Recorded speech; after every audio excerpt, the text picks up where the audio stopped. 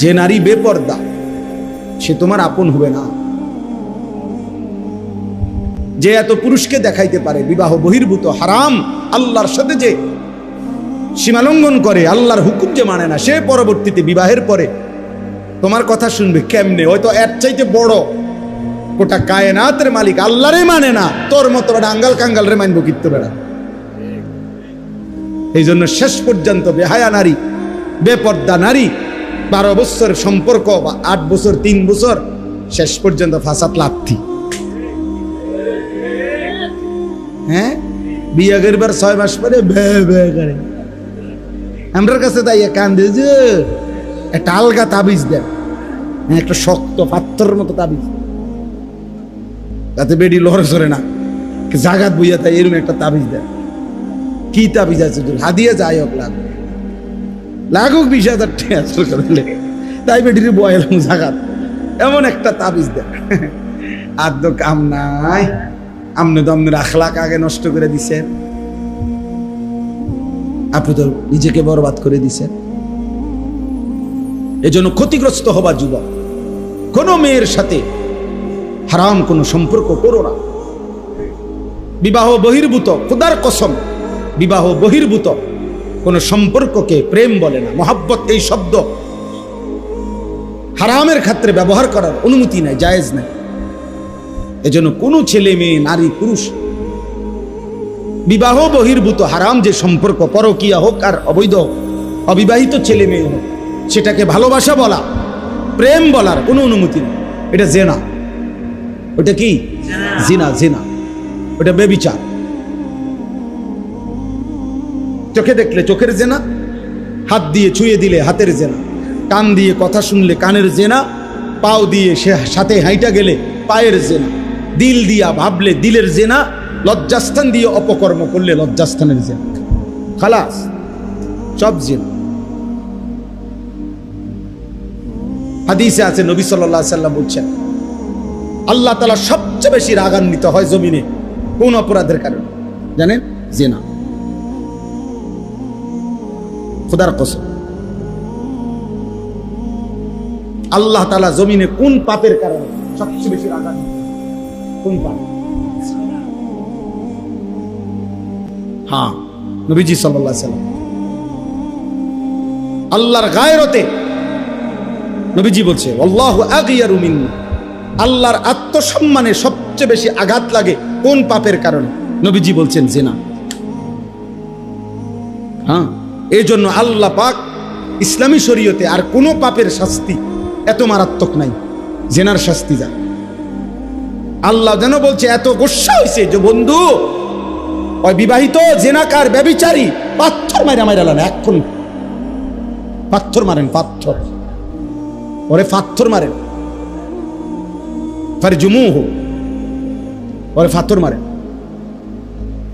আমরা কেউ না মানলাম তাই বলি কি আল্লাহর বিধান অকার্যকর? কেমন গুসাটা হইলে আল্লাহ এটা করে? মাইরা লাও, তারে মাইরা লাও, তারে মাইরা ফেল, পাথর মারে। নারী নারী হোক, ছেলে ছেলে হোক, ছেলে মেয়ে হোক, পুরুষ পুরুষ হোক।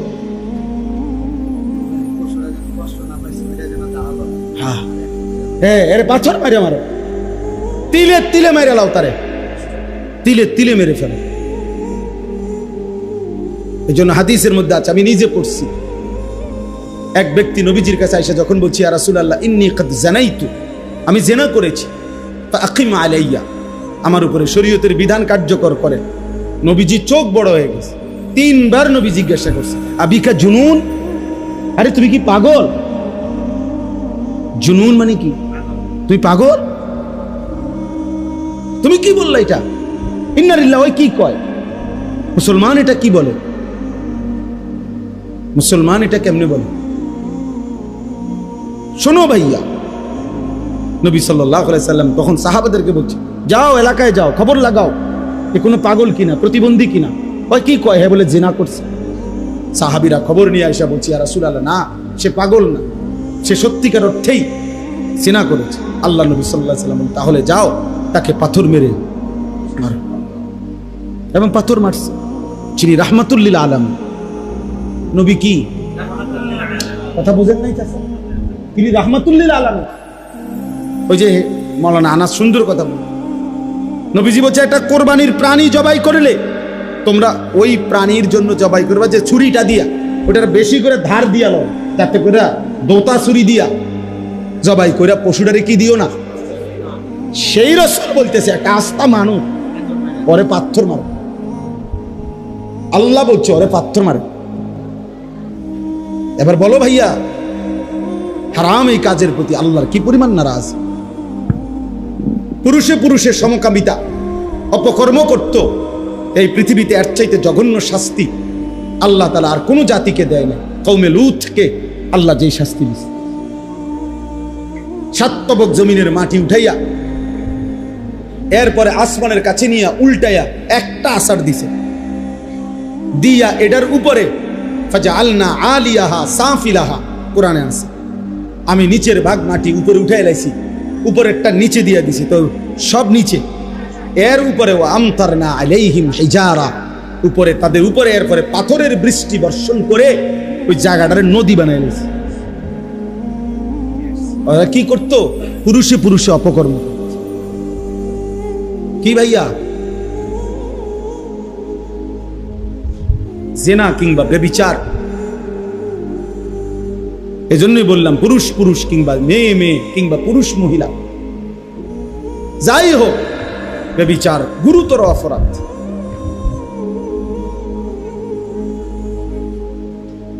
বাপসা সামনে দেখি এত বেশি আর কইতারলাম না, মনটা সাইডে আরো কইতে এত বেশি কিছু তো যুবক।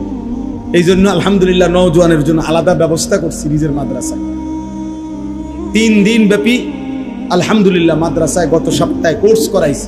3 দিন কিশোর যুবকদেরকে, 15 থেকে 30 বছর মেয়াদী ছেলেদের আমার মাদ্রাসায় 350 ছেলে, বাংলাদেশের প্রায় 29টা জেলা থেকে আলহামদুলিল্লাহ ছেলেরা আসছে। 29টা জেলার ছেলে আসছে। 3 দিনে ওযু, নামাজ, সূরা, কেরাত, দোয়া, কালাম অল্প পরিমাণ শেখানোর চেষ্টা করছি আমরা ওস্তাদ দিয়ে, 30 জন শিক্ষক দিয়ে, মানে ছাত্র, বড় ছাত্র এবং শিক্ষক মিলাইয়া আমার মাদ্রাসা। এই গত সপ্তাহে বন্ধ ছিল, হ্যাঁ, নিজে থাইকা 3 দিন কোনো মাহফিলে যাইনি। এই ছেলেদের সাথে রাতের 1টা পর্যন্ত বয়ান করছি, উড়া দুরা।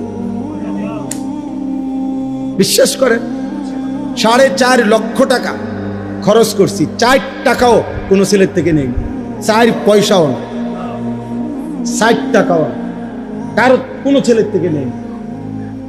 আমি আল্লাহর দয়া আমারে অনেক কিছু ভাষী মহব্বত করে কিছু ভাই ওরা দিস, যে পরিমাণ দান করছে সব খরচ দিয়া আর 17,000 টাকা আছে।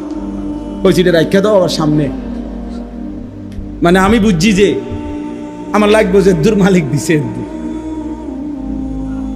আমি বেশি দিয়ে করবো কি আমি। আলহামদুলিল্লাহ, এই জন্য নওজোয়ানের পরিবর্তন চাই।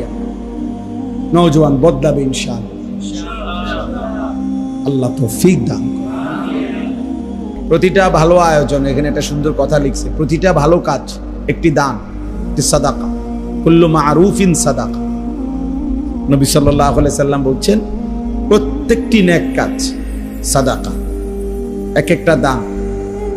এজন্য যে যেখানে যেভাবে আছে প্রত্যেকেরই উচিত ভালো কিছু করার চেষ্টা করা, ভালো কিছু করার চেষ্টা,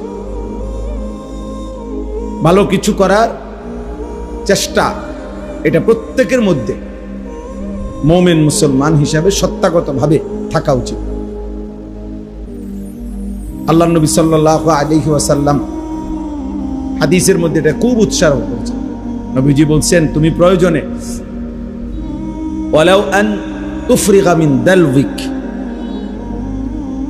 মানে আরেকজন লোক, তুমি আগে 1 বালতি পানি নিছো, এখন একজন লোক আসছে আরেকটা বালতি পানি নিবে, এখন হতে পারে ওই লোকটা দুর্বল।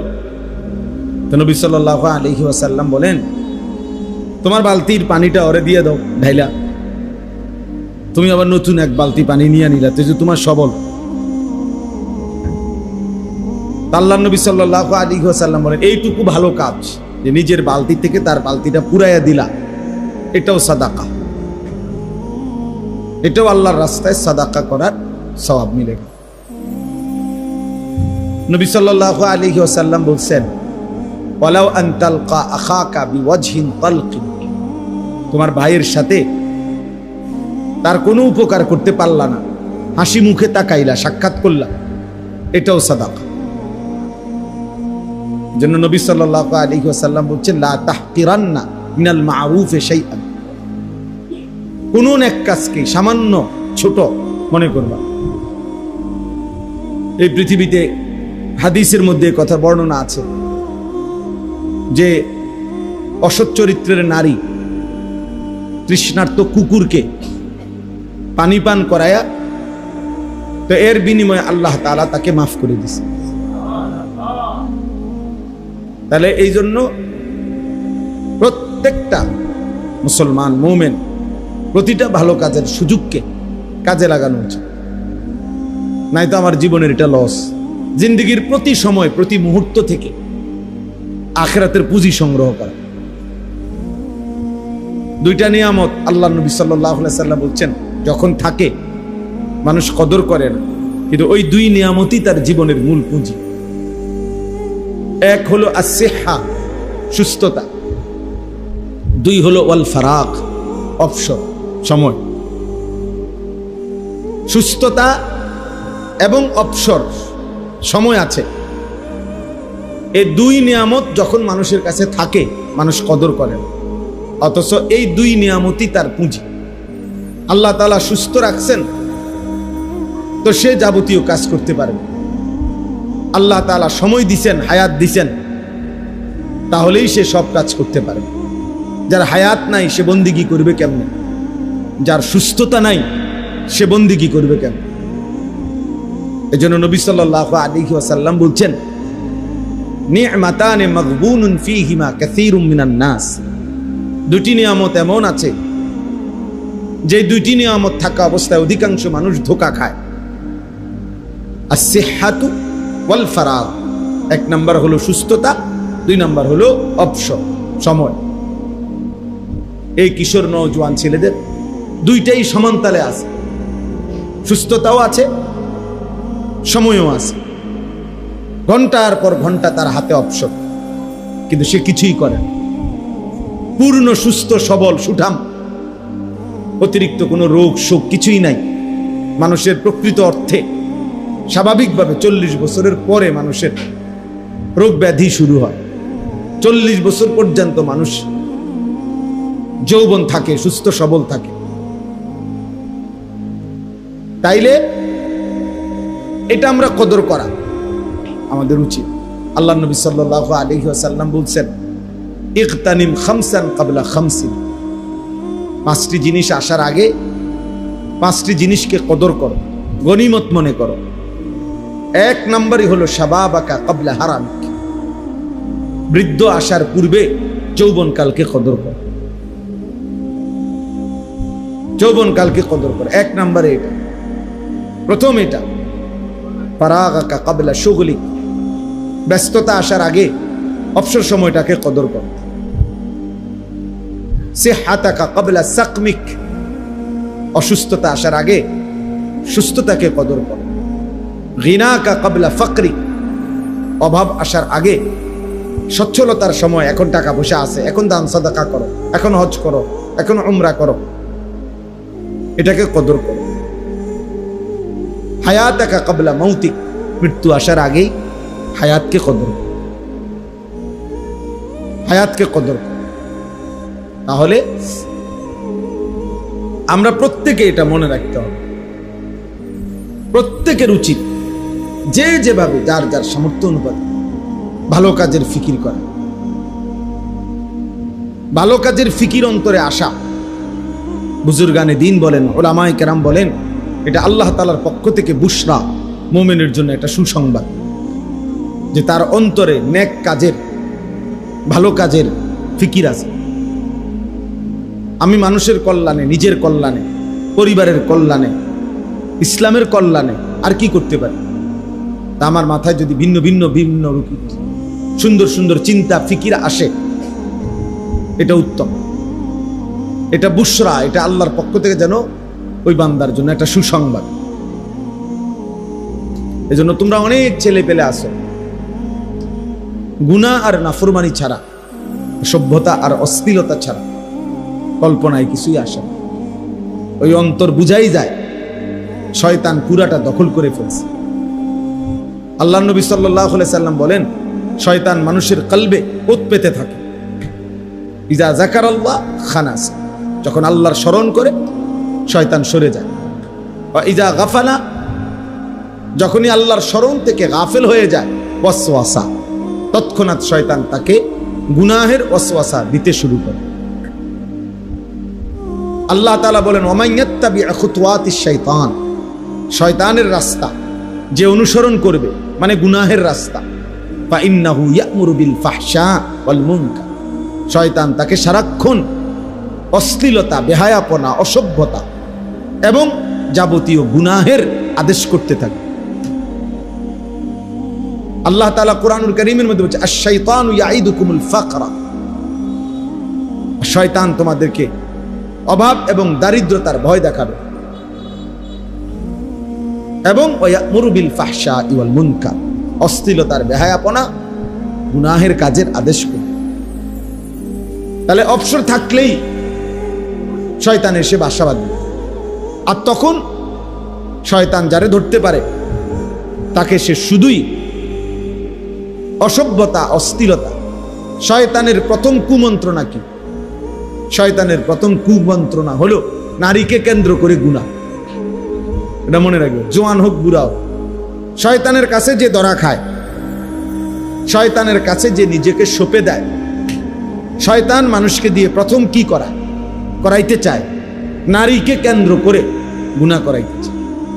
এই জন্য বুড়া মানুষ চা দোকানে গেলেই উনি বসে বসে টেলিভিশনে দেখে, অথচ বুড়ো হয়ে ওনার জানে ওনার শরীরে টেম্পার নাই, ওনার কোনো জওয়ানি নাই, কিন্তু এরপরেও উনি এই নারীর ছবি, নাচ, গান নির্লজ্জ বেহায়ার মতো তাকায় তাকায় দেখে, তাকায় তাকায় দেখে। শয়তান তাকে এমন নির্লজ্জ বানায় দিছে যে তার নাতির সমবয়সী, ছেলের সমবয়সী ছেলে পেলেও আশেপাশে থাকে, কিন্তু বুড়া মিয়া এমন অসভ্য, এমন লজ্জা শরমহীন যে ওনার হায়াও লাগে না যে আমি কার সামনে বেড়ি চাই।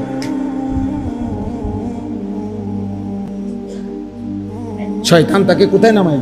শয়তান তারে উলঙ্গ করে দিছে। সে যখন নিজেকে শয়তানের হাতে তুলে দিছে, উনি যখন নিজেকে শয়তানের হাতে তুলে, তো শয়তান তাকে যেন বিবস্ত্র করে দিছে, একেবারে বেহায়া বানায় দিছে। এজন্য অবসর থাকতে নাই। মুমিন অবসর হয় না, মুমিনের দুনিয়ায় কোনো অবসর নেই। ফাইযা কাদাইতুমুস সালাতা ফাযকুরুল্লাহ, আল্লাহ বলেন নামাজ শেষ হয়েছে বান্দা, ফাযকুরুল্লাহ, পুনরায় আবার আল্লাহর জিকির। ফাইযা কাদাইতুম মানাসিকাকুম ফাযকুরুল্লাহ, আল্লাহ বলেন হজ্জের কাজ শেষ হয়েছে, পুনরায় আল্লাহর জিকির করো। ওয়ালিতুকমিলুল ইদ্দাতা ওয়ালিতুকাব্বিরুল্লাহ, রমজান মাসের রোজা গুনে গুনে পুরা মাস শেষ হয়েছে, আল্লাহ বলেন শেষ করো রোজা মাস, শেষ হলেই ওয়ালিতুকাব্বিরুল্লাহ, আল্লাহ তাআলার তাকবীর, আল্লাহু আকবারের তাসবিহ পড়তে থাকো। আল্লাহ তাআলা বলেন ওয়াযকুরুল্লাহ ফি আইয়ামিন মা'দুদাত, হজ্জের শেষ পাথর মারে অবসর হয়েছে, তো পরের 2 দিন, পরের 3 দিন তো আল্লাহ তাআলার জিকির করো। আইয়ামুত তাশরীক হিয়া আকলু ইয়াউমু আকলিন ওয়া শুরবিন ওয়া যিকরিন, নবীজি বলছেন কুরবানির এই 3 দিন, আইয়ামে তাশরীকের এই দিনগুলো খাও, পান করো, তবে সাথে আল্লাহর জিকির করো। বাহ, অবসর কই? অবসর কোথায়? মুমিনের কোনো অবসর নেই। মুমিন যখন কোন নির্ধারিত ইবাদতে ব্যস্ত আছে তখনও আল্লাহর জিকির, নির্ধারিত ইবাদত থেকে যখন ফারেগ হবে তখন আল্লাহ। এজন্য বুজুর্গানে দিন বলে দস্ত বকার দিল বয়া, মোমেনের হাত থাকবে কাজে, দিল থাকবে ইয়ার মানে বন্ধু, তার বন্ধুর সাথে মানে আল্লাহ তাআলার সাথে। দিল বয়ার, দিল থাকবে বন্ধুর সাথে, হাত থাকবে কাজের সাথে। কাজ করো, বাজার করো, ব্যবসা করো, চাকরি করো, ক্ষেত খামার করো, 24 ঘন্টা কাম করো, মানে নাই আল্লাহকে না বল, আল্লাহকে না বল। فإذا قضيت الصلاة فانتشروا في الأرض وابتغوا من فضل الله واذكروا الله। এই যে নামাজ শেষ, ছড়িয়ে পড়ো জমিনে, রিজিক তালাশ করো, তবে ওয়াজকুরুল্লাহ কাসীরা, বেশি বেশি আল্লাহকে স্মরণ করো। কোনোভাবে ভাইয়া ছেলেরা বুঝতে শেখো, প্রিয় ভাই বুঝতে শেখো, ভাবতে শেখো। মুসলমানের সন্তান, মুসলমানের বাবা, মুসলমানের দাদা, মুসলিম জওয়ান কিংবা বৃদ্ধ, নারী কিংবা পুরুষ অবসর হয় না, অবসর হয়। এই জিন্দিগি এক ব্যস্ততম জিন্দিগি, এরই মধ্যে একদিন কবর, এরই মধ্যে একদিন, দেখতে দেখতে একদিন হায়াত ফুরে আছে, এবং কবরেই বেশি দিন থাকতে হবে। আমি একটু আগের বয়ানেও বলছি, হিসাব করে রাসূলুল্লাহ সাল্লাল্লাহু আলাইহি ওয়াসাল্লাম মক্কা থেকে মদিনায় হিজরত করে গেছেন, তো এরপর থেকে এখন পর্যন্ত হলো 1447 বছর। এখন হলো 1447 হিজরি, তার মানে আমাদের নবী সাল্লাল্লাহু আলাইহি সাল্লাম মক্কা থেকে যে মদিনায় হিজরত করে গেছেন, তো এর পরে এখন হলো কত বছর বলেন? 1447 বছর রানিং। বদরের যুদ্ধ হয়েছে এই হিজরতের 1 বছর পরে, তাহলে বদরের যুদ্ধ হয়েছে এখন থেকে নিয়ে 1446 বছর আগে, 1 বছর কমাইলে। এখন এই আবু জাহেল সে মারা গেছে এই বদরের যুদ্ধের দিন,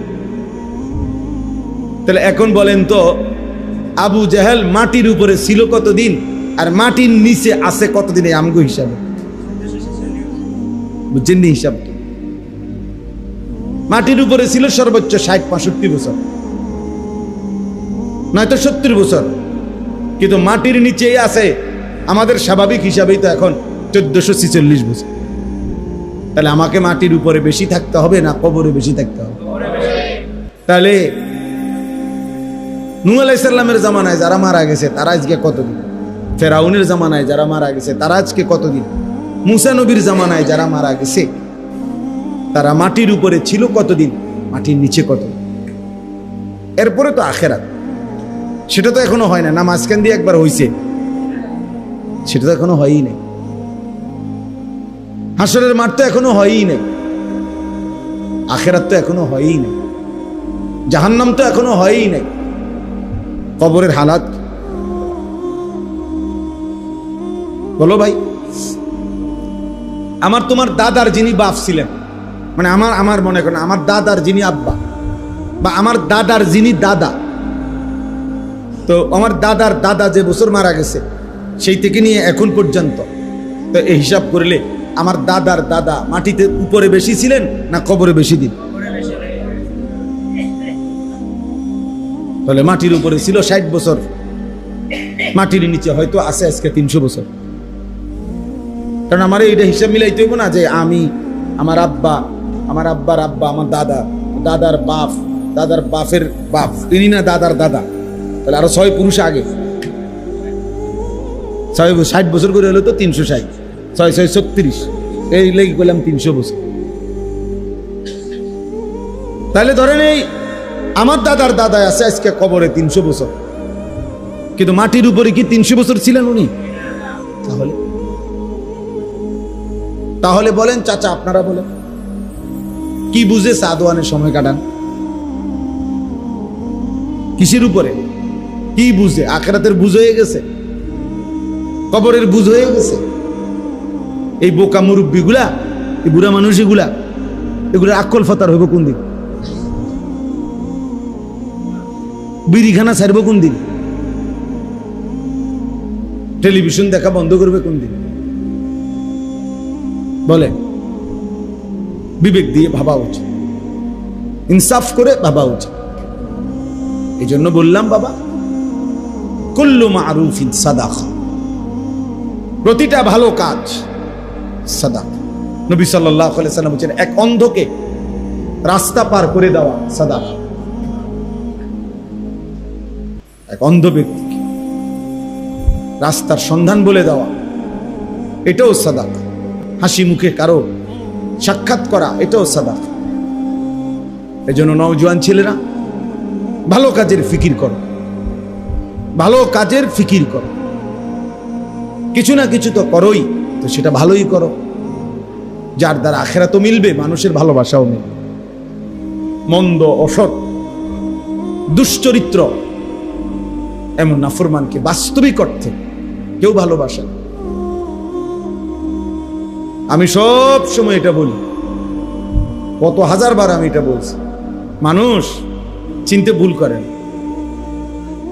পৃথিবীতে কেউ কোনো গাঁজাখোর, ফুট্টাখোর, বাবাখোর রে কেউ জোনায়েদ বাগদাদি বলে না। জোনায়েদ বাগদাদি কেউ গাঁজাখোর বলে না। মানুষ রাতকে রাতই বলে, দিনকে দিনই বলে, আলোকে আলোই বলে, অন্ধকারকে অন্ধকারই বলে। তুমি নারী দেখবা, ছবি দেখবা, উলঙ্গ দৃশ্য দেখবা, মদ খাইবা, জুয়া খেলবা, মোবাইল টিপবা, সারা রাত উলঙ্গ ছবি দেখবা। তোমার মতো হাইওয়ানকে পৃথিবীর কেউ ভালো মানুষ বলবে। বন্ধু নামের যেই সঙ্গী সাথে, ওরেও যদি আলাদা জিজ্ঞেস করা হয়, সেও বলবে যে তোমার এই দোস্ত যার লগে তুমি চলো, সে কেমন? আস্তা চিটা, আস্তা বাটফা, বলবে যে একবারে 2 নম্বর, অসৎ। তাহলে কি হলো? আর এজন্য আরো অনেকবার বলছি, এটা অফিকা উয়ুবুন ওয়ালিন্নাসি আ'য়ুনুন, আরবি ভাষার একটা গুরুত্বপূর্ণ প্রবাদ।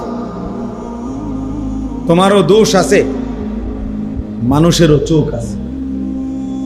এটা আরবিতে বলে আর কি, অফিকা উয়ুবুন, তোমার মাঝেও দোষ আছে, ওয়ালিন্নাসি আ'য়ুনুন, মানুষেরও কি আছে? চোখ। মানুষ দেখতে ভুল করেন। হ্যাঁ, আপনি বইয়া সাদওয়ানে বিড়ি খাবেন, মানুষ আপনার আল্লাহু আকবার, সাসার মতো জোনায়েদ বাগদাদি আর নাই। মানুষ বেকুব, মানুষ ভাত খায় না, মানুষ জিরা খায়। হ্যাঁ, এই জন্য ভালো কাজ করা, নেক কাজ করা। তা আমি বলতেছিলাম যে এই ছোট্ট মাদ্রাসায় মাওলানা আনাস গড়ছে, ফিকির করছে দ্বীনের জন্য। আল্লাহ তাআলা যেন এটুকু ভালো কাজে উত্তম বিনিময় দান। ইখলাস ও তাকওয়া, আমার শায়েখ আল্লামা মুফতি মুশতাকুর নবী কাসেমি হুজুর সব সময় বলে, এটা ইখলাস ও তাকওয়া মানে এক হলো আল্লাহর জন্য, 2 হলো গুনাহমুক্ত। তাকওয়া মানে গুনাহমুক্ত, আর ইখলাস মানে আল্লাহর জন্য। 2 জিনিস যদি ঠিক মতো হয়, বিফলে যাবে। 2 জিনিস যার মধ্যে নাই, 30 বছর পরে হলো টিকবে না, 100 বছর পরে হলো এটা কি? হয় ইখলাস ছিল না, নয়তো তাকওয়া ছিল। গুনাহমুক্ত না, গুনাহমুক্ত হিসাবে 2 নম্বর, আখলাকে 2 নম্বর, সুদূর বুদুর, খালাস। 2, 4, 10 বছর, 20 বছর খুব রমরমা গেছে, এরপরে শেষ। এই জন্য ইখলাস ও তাকওয়া যেই কোনো নেক আমল করলে এটা পৃথিবীতে টিকে থাকে। ফাআম্মা যাবাদু ফায়াযহাবু জুফাআন ওয়া আম্মা মা ইয়ানফাউন নাস ফায়ামকুসু ফিল আরদ। কোরআন শরীফের আয়াত। আল্লাহ বলছে যেটা ফেনা সেটা পারে গিয়ে শুকিয়ে যায়। সমুদ্রের এই উথাল পাতাল ঢেউয়ের মুখে যেই ফেনা হয় সাদা, এটা বারবারই পারে আইসা বাড়ি খাইয়া শুকায় যায়, হারায় যায়, পানি থাইকে যায়, ফেনা মিলিয়ে যায়, শুকিয়ে যায়। কিন্তু যেটা উপকারী পানি সেটা থেকেই যায়। ফায়ামকুসু ফিল আরদ, ওটা জমিনে থাকে। এজন্য কারো 1200 বছর আগের, 1000 বছর আগেরও খেদমত আজও পৃথিবীতে আছে। ওই যে আল্লাহ তাআলা কবুল করে নিছেন। আমি শুরুতে এটা বলে নিলাম, আপনারা সবাই মিলে আলহামদুলিল্লাহ প্রত্যেকের জায়গায় ভালো কাজ করার চেষ্টা করুন, বলেন ইনশাআল্লাহ। আল্লাহ তাআলা আমাদেরকে তৌফিক দান, আল্লাহ তাআলা আমাকেও তৌফিক দান। দুইটা আয়াত যে পড়ছি, এবার দুই আয়াতের তর্জমা শুনুন। আমরা মুমিন, আমরা মুসলমান, যুবক ভাই তোমরাও আমরাও, আমরা প্রত্যেকেই আসলে এই বাস্তবিক অর্থে মুসলমান। এইটুকু পরিচয় আমাদের প্রিয় পরিচয়, শ্রেষ্ঠ পরিচয়। মুসলিম এই পরিচয়ের চাইতে দামি কোনো পরিচয় হইতে পারে, এর চাইতে দামি কোনো সম্পর্ক ইসলামের সাথে আমার সম্পর্ক, তার চাইতে দামি কোনো শব্দ পরিচয় হতে পারে। এজন্য আমরা মুসলমান, আমরা মুমিন। আর যে মুসলমান, যে মুমিন, তার সবকিছু নিয়ন্ত্রিত। অর্থাৎ আমার হাসি কান্না, আনন্দ বেদনা, আবেগ অনুভূতি, আচরণ উচ্চারণ, চাল চলন, লেবাস পোশাক, চুল চেহারা, কথাবার্তা, ভালোবাসা বিরোধিতা, আমি পক্ষে থাকা বিপক্ষে যাওয়া, সব কিছুই আমার বাজার ব্যবসা, আয় রোজগার, আমার সেকেন্ড টয়লেট বাথরুম পেশাব পায়খানা, সর্বকিছুই নিয়মের অধীন। যেহেতু আমি মুসলিম, যেহেতু আমি মুমিন, এই কথা আমাদের এটা বোঝা উচিত। এই বাঁধন থেকে যে ছুটে যায়, নিয়মের অধীনে যে ছুটে যায়, এই বাঁধন থেকে বাস্তবিক অর্থে সে আর মানুষ থাকে না। নফসের তাবেদার, শাহওয়াতের তাবেদার, মনের চাহিদার তাবেদার, মনের খেয়াল খুশির অনুসরণকারী। বারবার আমি কোরআনের মধ্যে আছে, বারবার আমি বলি যে সে মানুষ না। আল্লাহ তাআলা বলছে তাকে ফামাসালুহু কামাসালিল কালব, সে কুত্তার মতো। কোরআন শরীফের আয়াত, কালব সে কুকুর, কালবুন অর্থ কুত্তা, কুকুর। আল্লাহ বলছেন যে মনের ইচ্ছা মতো চল, আমার মনে যা ভাল লাগে, আমি যখন যেটা যেখানে দেখি, যখন যেটা আমার চয়েস হয়, সেটাই আমার চলার গতি। আমি সুনির্দিষ্ট কোনো কারো নিয়ম পদ্ধতি শরীয়ত বিধান আমি মানি না। আল্লাহ তাআলা বলছে এমন মানুষ মূলত মানুষ না, সে কুকুরের মতো, সে কুকুরের মতো। বরং মুমিন মানে নিয়মের অধীন। সুম্মা জাআলনাকা আলা শরীআতিন, আল্লাহ বলছে আমি আল্লাহ আপনাকে এক নির্ধারিত শরীয়তের উপরেই বানিয়েছি, বিধানের উপরেই দিয়েছি। এজন্য রাসূলুল্লাহ সাল্লাল্লাহু আলাইহি ওয়াসাল্লামকেই আল্লাহ তাআলা সকল কিছু রব্বে করিম ওয়াহির মাধ্যমে নির্ধারণ করে দিয়েছে। নবীজি সাল্লাল্লাহু আলাইহি ওয়াসাল্লাম কেন বাম পাও দিয়া বাথরুমে ঢুকছেন, কেন ডান পাও দিয়া মসজিদে ঢুকছেন, আল্লাহ তাআলা এভাবেই বলেছেন। কেন ডান দিকে কাত হইয়া ঘুমাইছেন, কেন ডান হাত দিয়ে খাবার গ্রহণ করছেন, তো আল্লাহ তাআলা এভাবেই বলেছেন। আল্লাহ তাআলা নির্ধারণ করে দিয়েছে। এবং আমাদের জন্য আল্লাহ নবী সাল্লাল্লাহু আলাইহি সাল্লাম জীবনের প্রতিটা সেকেন্ড তিনি আমাদের জন্য বলে গেছেন, আনা লাকুম মিসলাল ওয়ালিদ ওয়া আল্লিমুকুম কুল্লা শাই। নবীজি বলেন, শুনো, আমি তোমাদের পিতার মতো, আমি তোমাদেরকে সব কিছু শিখিয়ে যাব।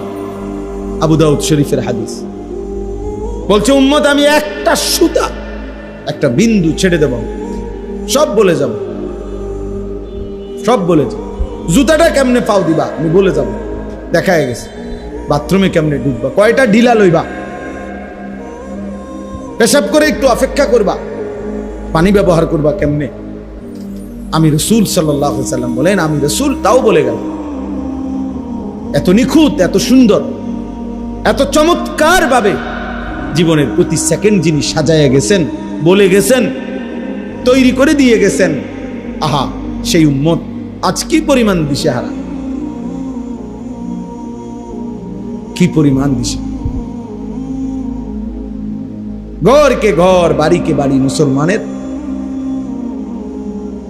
কত রং, কত ঢং, কত ফ্যাশন, কত রুচি, কত পছন্দ, কত কিছু এক একজনের ঘর পরিবার দেখলে, চাল চলন দেখলে ভিন্ন ভিন্ন। মুসলমানের 100 জন ছেলে একটি মহল্লায় একসাথে দাঁড় করাইলে 100 জনেরই ভিন্ন ভিন্ন রুচি, ভিন্ন ভিন্ন চুল, ভিন্ন ভিন্ন জামা, ভিন্ন ভিন্ন স্টাইল, ভিন্ন ভিন্ন রুচি পছন্দ। এমন হলো কেন? এমন হলো অথচ আমরা কিতাবে পড়ছি আল্লাহ নবী সাল্লাল্লাহু আলাইহি ওয়াসাল্লাম যখন সাহাবাদের সাথে বসতেন, তো নতুন কেউ যদি আসতো মদিনায়, নবীজির তালাশে, নতুন দূরের থেকে কেউ, তখন সে আয়েশা জিজ্ঞেস করতে হইতো, মান মিনকুম ফিকুম মুহাম্মদ, তোমাদের মধ্যে মুহাম্মদ কোনজন? জিজ্ঞেস করতে। সাহাবীরা বলে দিতেন, হুয়া ফিনা মুহাম্মদ, তিনি আমাদের মধ্যে মুহাম্মদ। অর্থাৎ চুল, চেহারা, লেবাস এতটা একরকম যে চিনতে কষ্ট হইত। নতুন মানুষ। নবীজি সাল্লাল্লাহু আলাইহি সাল্লাম যখন মক্কা থেকে মদিনায় হিজরত করে আসছেন, প্রথম যেদিন মদিনায় ঢুকছেন, সেদিন আবু বকর সিদ্দিক তো নবীজি সাল্লাল্লাহু আলাইহি সাল্লামের সাথে ছিল। তো এই দুইজনে দুইটা খেজুর গাছের নিচে বসছে। তো নতুন যত লোক আসছে সাক্ষাতের জন্য, কেউ আয়েশা নবীজির সাথে মুসাফা করছে, কেউ আবু বকর সিদ্দিকের সাথে মুসাফা করে, আর ফেস লাগিয়া গেছে সবাই। তো যারা নবীজিকে আগে সরাসরি দেখছে হজ্জের সময় মক্কায়, এরকম লোক হলো সর্বোচ্চ 72 থেকে 74 জন। ওই যা বায়াতে আকাবার সময় যারা, বাকিরা তো দেখে নাই। তো আইসে তো এখন হাজার হাজার লোক, বাচ্চা কাচ্চা, জোয়ান, বুড়া। এখন ওই এরা সবাই একজন আরেকজনের জিগায় কোনজন। মুসাফা তো করলাম, হাত তো মিলাইছি, কিন্তু মুহাম্মদ কোনজন চিনতেছে না। কে মুহাম্মদ, কে আবু বকর বুঝতেছে না। কিতাবে আমি নিজে পড়ছি, হযরত আবু বকর সিদ্দিক রাদিয়াল্লাহু তাআলা এটা বুঝতে পারছে যে লোকদের মধ্যে কানাঘুষা করতেছে বারবার। তো তিনি উঠে আল্লাহ নবী সাল্লাল্লাহু আলাইহি সাল্লামের মাথা মুবারকের মধ্যে একটা রুমাল বা কাপড় কিছু একটা দিয়া দিছে। এইবার সবাই বুঝতে পারছে ইনি মুহাম্মদুর রাসূলুল্লাহ। ভিন্নভাবে একটু আলাদা করে দিছে, নয়তো চিনতেছে না।